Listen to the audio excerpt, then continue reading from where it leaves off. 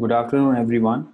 First of all, I would like to pay my sincere gratitude to the entire team of TEFLAS and all the great professionals here who have given me this wonderful opportunity to speak in front of you.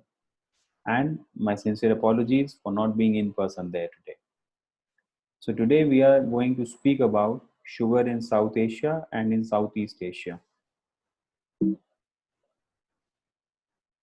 This is how we will go through the presentation. We will start with the world refining map. We'll then move on to South Asia, then Southeast Asia, and then we will move on to the conclusion. This is the destination refineries map across the world. As we can see, there are lots of refineries installed across the US, the Canada, China, Russia, India, Gulf, Africa, and Far Eastern countries. These are the countries which we are going to focus on: South Asia, India, Bangladesh, Sri Lanka, Afghanistan, Pakistan; Southeast Asia, Indonesia, Malaysia, and Thailand. As there are lots of renowned speakers speaking on India, so we would mainly focus on Bangladesh, Sri Lanka, Afghanistan, and Pakistan from South Asia. This is a snapshot of the refining capacity installed in India. The total refining capacity installed is 2.6 million tons, which is the standalone coastal refineries. Along with that, another 2 million tons can be potentially refined by the mills during the off crop. The surplus refining capacity is a function of production in India, and it can vary between 0 to 3.5 million tons depending on whether India is an exporter or if India is an importer. Total refining capacity installed in Bangladesh today is 3.6 million tons. The domestic consumption is 2.4, so that leaves around 1.2 million tons as surplus refining capacity. As on date, there is no refining capacity installed in Pakistan. Indonesia, the refining capacity installed is around 4.8 million tons, and almost entire quantity goes to cater to the local market. Malaysia, the total refining capacity installed is 2.2 million tons, and with consumption of around 1.7 to 1.8, that leaves around 400,000 tons of sugar, which is available for exports to the world market. Thailand, the Thais have invested a lot in the remelt capacity in the last few years, and they can remelt up to 6.5 million tons of raw sugar. They can also export up to 5 million tons of white sugar, and like India, it is again dependent on the total production in Thailand. So as we have seen that in the years 1718 and 1819, the production in Thailand was a lot higher, and thus the exports from Thailand were also a lot higher. Whereas in the last 2 years, the production in Thailand and thus the exports from Thailand, they've both gone down. So now we start with South Asia, and we start with Bangladesh. The total annual production expected in Bangladesh is around 80,000 tons. The per capita consumption in Bangladesh is 11.75 kg per capita per annum. Just to give a small comparison, Pakistan is a country with 10 to 15% more population than Bangladesh. The total consumption of Pakistan is estimated at around 5.5 million tons, whereas Bangladesh today is considered at 2.4. So if we just do a simple mathematical calculation, there is a scope of more than 100% increase in Bangladeshi consumption in the coming decade. And if we look at a chart, then in 2008-9, if you look here, 1.2 million tons was the estimated consumption in Bangladesh, which has gone up to around 2.4, 2.5 in a span of around 8 to 9 years. So it has happened already in the last decade, and we should not be surprised if it happens again.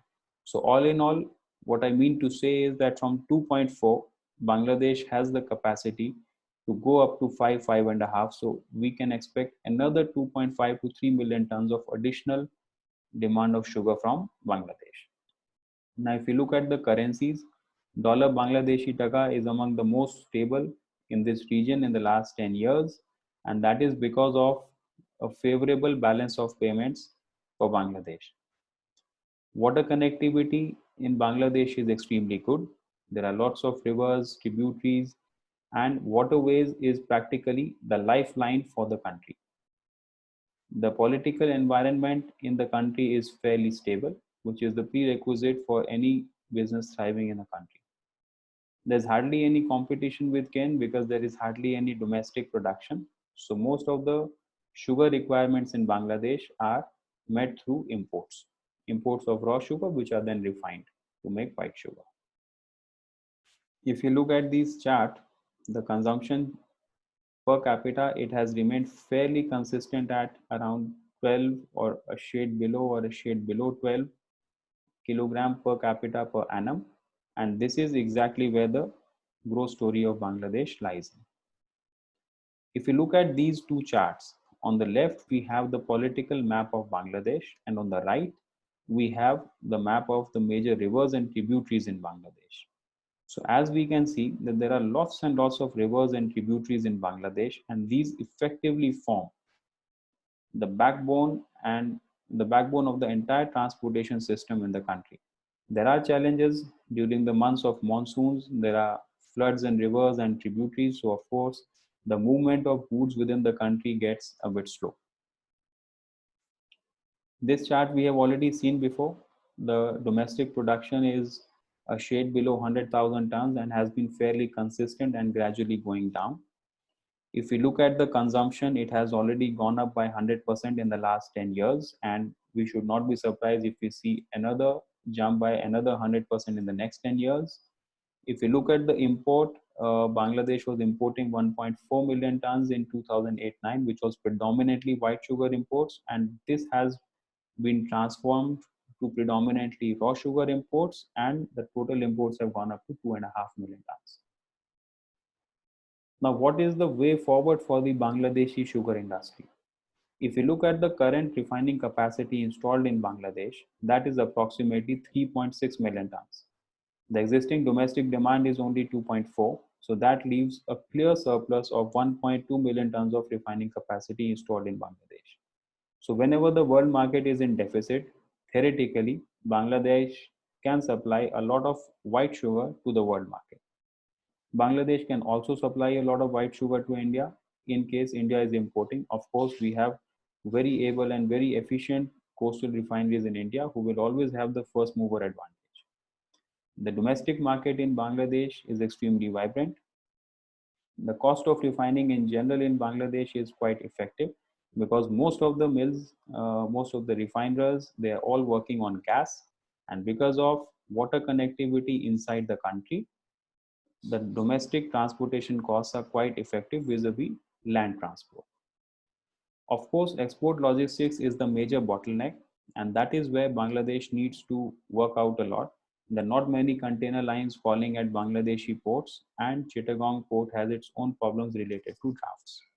So this is one major improvement area where it needs to be focused on. Like a lot of markets in Asia, Bangladesh is no different. Bangladesh is a price sensitive market. Of course, Bangladesh can probably start resorting to maintaining some buffer stocks. So whenever the commodity prices are down, like in 2020 when COVID came all around, so those are the times when maybe the government of Bangladesh can start buying some stocks of major essential commodities, and sugar might be one of them.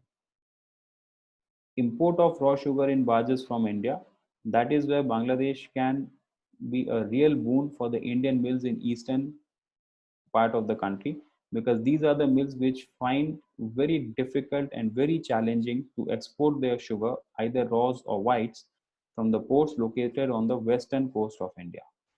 And when Bangladeshi refiners can buy raw sugar in barges, it technically empowers each and every mill in India towards the eastern side to be a part of this campaign, because most of the mills, irrespective of whether the quotas are small or big, they can all participate in this flow. And unlike The major raw sugar buyers from India located in Central Asia or East Africa or in Eastern or in the Far East, Bangladesh will be a regular buyer of Indian raw sugar for times to come.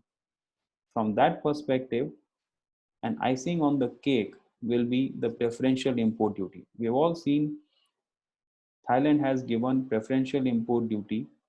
Oh, sorry, Indonesia has given preferential import duty to Thai raws. So likewise, if Bangladesh gives preferential import duty to Indian raws, and I am sure that with the support of the government and with the support of the industry, it can definitely be worked out. So it changes the entire mindset of the people.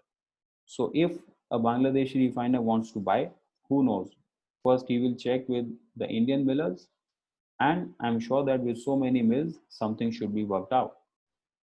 And this will be a win-win situation for the sugar industries both in India and in Bangladesh. Because for India, we have seen a very successful ethanol program developing up. So any excess of sugar is being diverted to ethanol. And if Bangladesh refiners also come around, then the surplus sugar goes to Bangladesh. And whenever Bangladesh is unable to source from India, then only they should go to other origins to secure their raw sugar requirements. So then moving on to Sri Lanka, local production is quite insignificant. The current imports are around 600,000 tons. There's hardly any competition with cane because there is no no local production. There's no existing refining capacity, and that leaves a big opportunity to install refining capacity in Sri Lanka. And with amazing container logistics from the port of Colombo, it will be extremely good to export white sugar from the refineries in Sri Lanka. Afghanistan, again, expected production is insignificant. Yearly consumption is estimated at around 600,000 tons. Political environment is quite unfriendly, at least in today's terms. There's no refining capacity installed as on today. Per capita is quite low at 12.8 kilogram per capita per annum. So there's a huge scope for an increase in consumption of sugar in Afghanistan as well.